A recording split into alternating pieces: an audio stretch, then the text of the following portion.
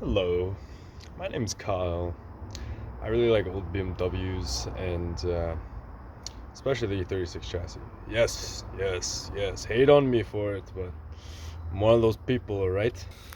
Here it is. I have a old head bolt that I'm using right now to clean out the block threads for the head bolts. You know, it's a process that you don't really want to do, but you know, you only do it once. I got, the L-ring gasket kit, so I still have the composite gasket, whatever the material that is. Need to scrape all the shit off. It really stuck, head bolts, man, they're torqued on to withstand these little explosions going on. Anyways, yeah, I have like a Scotch-Brite pad. I've done quite a bit of research. People say use this, use that. I don't, honestly, I've seen people take brass to this. This is iron block. It's not aluminum. It's not a Euro S50. Oh yeah, by the way, this is a S50 too. I think it's from a '97 M3. This thing it's a 328 chassis, but before I bought it, it was S52. The whole drivetrain, the suspension, everything was swapped in, which is really nice. I'm an idiot,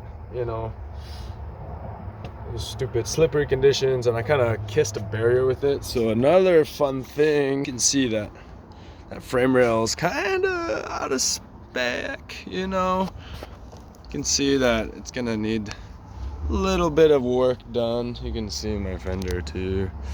Yeah, and then the hood, it's pretty schmucked, but I have all the replacement parts. Once I get the engine up and running, I got all the new parts for it. Should be good to go. Take it to the shop and hopefully get these frame rails pulled using this special technology. Oh yeah, there's my bike right there. Another time for that. And the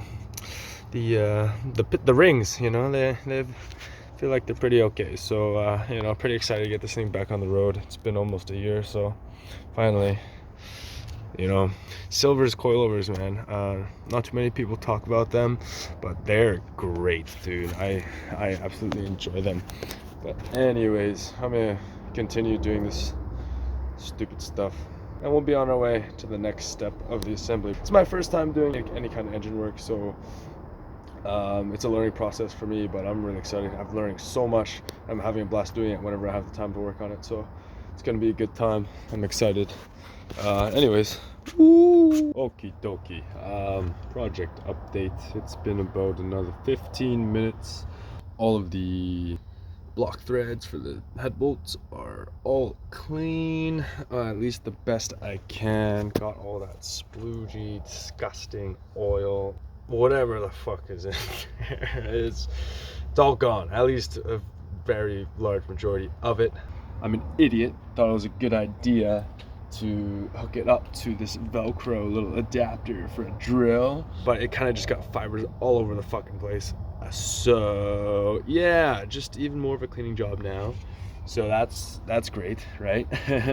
Thumbs up. Well, you always have to make mistakes to learn, right, and progress. So all right, so Brillo brake clean by hand takes quite a bit of elbow grease, not gonna lie, but what was I thinking? It was gonna be easy, like, compared to using pneumatics or electronic stuff. But I mean, it's doing a really good job. All that red stuff's coming off. I've had the cylinder head off for quite a while. Did my best to keep it nice and lubricated with oil to make sure it doesn't rust, but there's some spots where there's a bit of surface rust developing. Most of that seems to be going. Got the top of the cylinder pretty clean, so I'm probably gonna go ahead and turn the engine, the block over, just to get all the cylinder heads to the top to make cleaning them much easier for me, make the process easier. I'm hoping to get my cylinder head on and torque those head bolts down, maybe even move on to getting the camshafts on as well. I decided I'm not gonna put the camshafts onto the head before I put it on, just to make it a bit easier getting it on. Takes a bit of weight off the head, and getting your socket in there to torque the head bolts must be a little bit easier. Just trying to make sure everything's a bit easier, so I can don't get as frustrated. Take my time with it, enjoy it too, this whole learning process. I'm having a blast, like I said. Gonna work on the car again. You can see this thing. Boop. Oh, I didn't even touch it. Anyways, watched a couple more videos, read on a couple more forums. Guys actually use just blades. Chipping, or not chipping away, well, I guess chipping away at the very fine material, get off the surface best I can, and then I'll go over with Brillo and whatever and brake clean, get all that schmuck out of there. But yeah, thank you to my fine dexterity in my hands because of this cold. Sorry, I'm not accustomed to the cold much. I dropped my blade down there somewhere. I heard it's stuck on the block in between some sort of bracket, so I'll have to shove my magnet tool down in there, and yeah. Okay, so after like 5 minutes of doing some mumbo jumbo, looking around, couldn't find it, my blade. But then I found it. I decided my spaghetti nest of coil packs, I was lazy and I left the coil packs plugged in because it has the OBD1 coil pack module thingy majiggy power bar. I just kind of left it all there with the cable on top of the throttle body. So this blue guy, I don't know what that's for, but I'll figure that out. Anyways, back to work on the block. I have to say, using a blade, it is doing a much better job than I really expected. Like this part right here, like I got so chapped at myself because I allowed some surface rust to build up, and this is just taking it right off, just like tiny layer by layer. Like once I'm done with this, I'm gonna go take as I initially started with, take Brillo and some brake clean and just clean whatever's left there. Also, I know I got gasket material and stuff like that in the oil and coolant passages. I have to throw an extension cable through that bedroom all the way down. I live in like a duplex because I don't have any external power sources in my place. That's gonna change though, but right now I don't. So try my best with what I have to work with, blow out, use a vacuum. And yeah, I'm on a budget build, even though I'm trying to take the time to do everything right. But what I'm trying to get at is that with the time and money and whatever resources you have, get it the best you can, because you know, if you get lazy, you want to take shortcuts. You know, with something like this, you don't want to be doing it again, right? So why not just take the time the first time, so it's, you know, it works out. Because, you know, if you're lazy, take shortcuts, go start up, and you know, you're still burning coolant, whatever, you know, problem you're having with your head. It could be warpages, it couldn't have been from, you know, taking shortcuts, but at the same time, you don't want to risk it. So, you know, always do the best you can with everything, especially if you really want to get into it, you want to do things right. Really take the time, do your research before you even touch anything. You know, use multiple different sources like they teach you in school. You know, one resource, you know, doesn't really make a difference. You know, you go other sources, see what other people say, because some things work for some people for different applications, some things work for different people for other applications. I'm gonna turn the crank, make sure to take your flywheel blocker pin thing out before you try turning anything. And yeah, I'm gonna do my best to get all this crud off of the cylinder heads, lick my balls. No, not lick. Okay, anyway.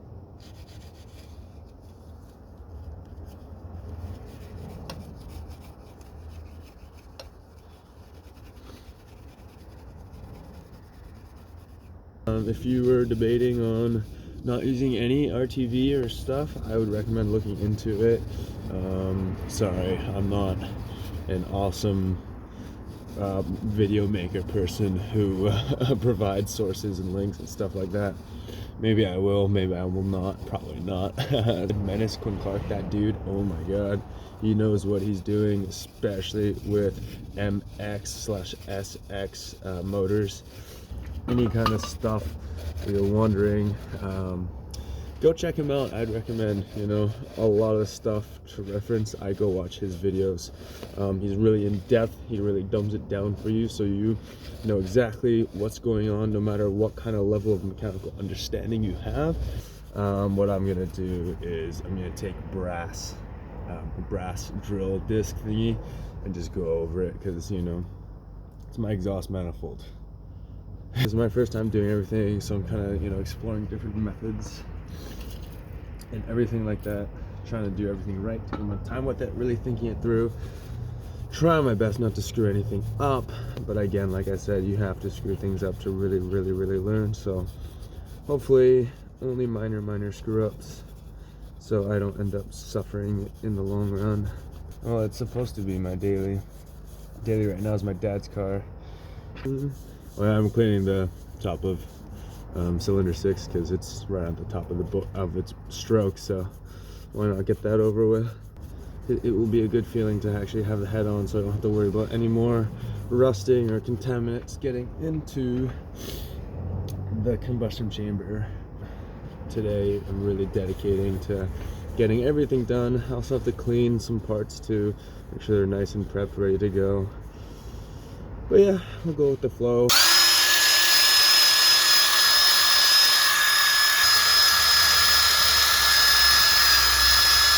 It's actually quite more rusty on cylinder 3 to 6. I mean 4 to 6, which is interesting.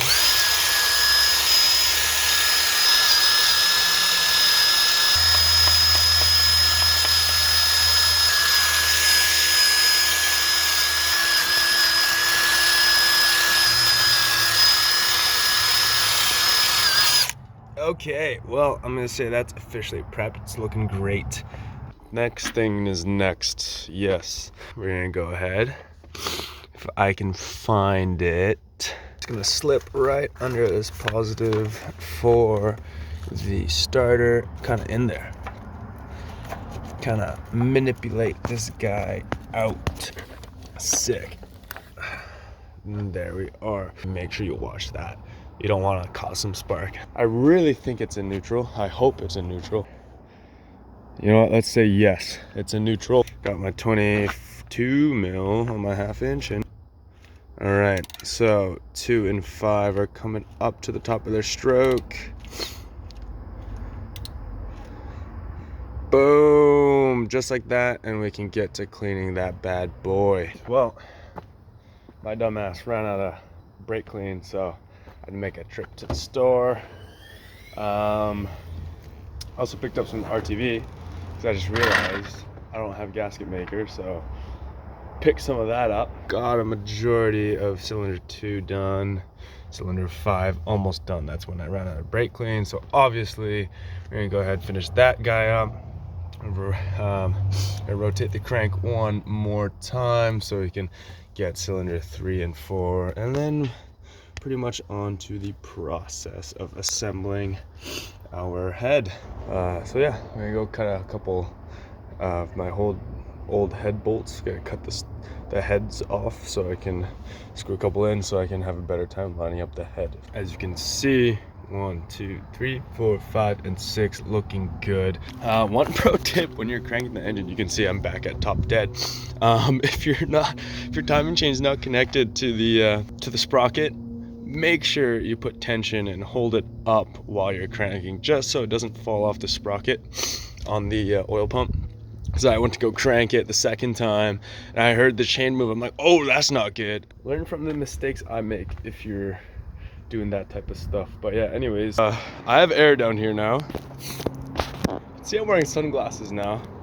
I decided it was a good idea to shove it right into that threading hole. Being the stupid idiot I am, I was like, wide open eyes staring into it, and decided to blast air right into it. And you can just see what happened. When work safe and all those people say wear safety stuff, maybe go ahead and do that. Good idea. But yeah, okay. Yeah, there's still a lot of old coolant in there. Change of plans. There's quite a bit of coolant in there. So I don't know why, but before I even did anything, took off the radiator, I took the block coolant drain plug out and drained the most I could. But I guess maybe the angle I had it on jack stands or something just wasn't good. So I'm gonna throw a pan down there and crack it from up top and see if I can drain as much as I can out there. and then proceed with blowing coolant out, because the thing that made me stop, okay, is that pool came out and it decided to drop into this cavity with the timing cover, because my stupid self has left it open. So yeah, that's always great. That drain bolt is a 19 mil, got a little oil pan down there. Hopefully it'll catch majority of coolant if it comes out. And yeah, we're gonna crack this loose and see what we're working with here. Oh yeah, I had moved that a little bit. Oh yeah, that's perfect. It drains all over my the manifold, which is great. But yeah, at least it's draining all the shit that I want. What's funny is that I knew I dropped some gasket material down into one of my oil passages or oil coolant passages, and guess what popped up and landed perfectly right on my rag is that little sucker right there. I knew that was gonna screw with me at all times. I had a feeling that it would have dropped down like out of the block, but I also had a feeling it went in, and guess what? It did. But now I have it out here where it should be and not in my block where it shouldn't be, because that little bugger probably would make my it would end me. It would suck. It would poop all over the place. But anyways, we're gonna continue spraying, kind of just using my rag as a shield so it doesn't get into any of the cylinder bores. Also, when I'm spraying, I'm gonna keep that plug open just in case anything wants to come out that way. It will, instead of coming back up through any of the passages. Dirty mofo.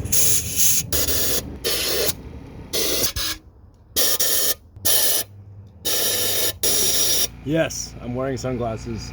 I'm kind of a little traumatized from that now, even though it wasn't so bad.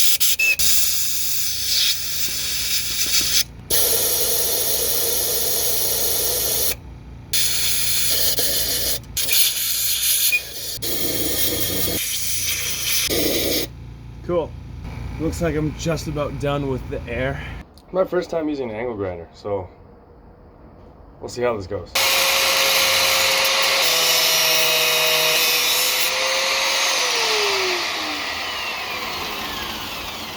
Oh, that wasn't too hard.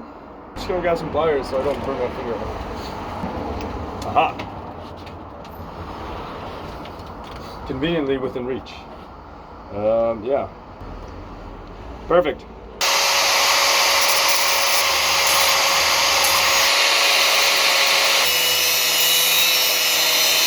Oh, it smells like cookies. It smells like cookies. We'll go with that. Having an issue with the lack of leverage. Oh, there we go. Found some leverage. Sand this little guy down too.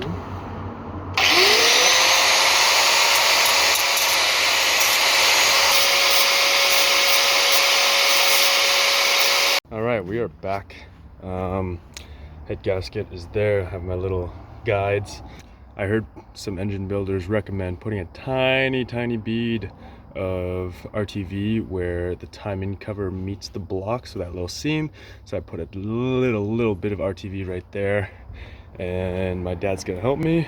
Here's the head, back from the machine shop, nice and clean. Oh yeah, it's resurfaced, ready to go. Very excited, very happy. There's a smile on my face. Being me, I totally forgot to record the process. Head is on. I don't think you guys anybody would want to watch or listen to me bicker with my dad. Got the first little guide stud that I made out, but I may or may not have cut them a little too short to get them out by hand. So I'm just using my little magnet tool to try my best to manipulate it out. I thought it was gonna be as easy as just rotating it with the magnet, but it's not really going that way, so it's not liking that. Okay, gonna go grab a needle nose and we'll be back. Just gonna go ahead and try and use these channel locks here. Should be able to. No, too big. F. Okay. There we go. There we go. I got the rhythm. Got the rhythm. Just a flick, you know? And then she's pulled. Cool. Next up. Alright, so I'm just gonna go one by one, nice and easy.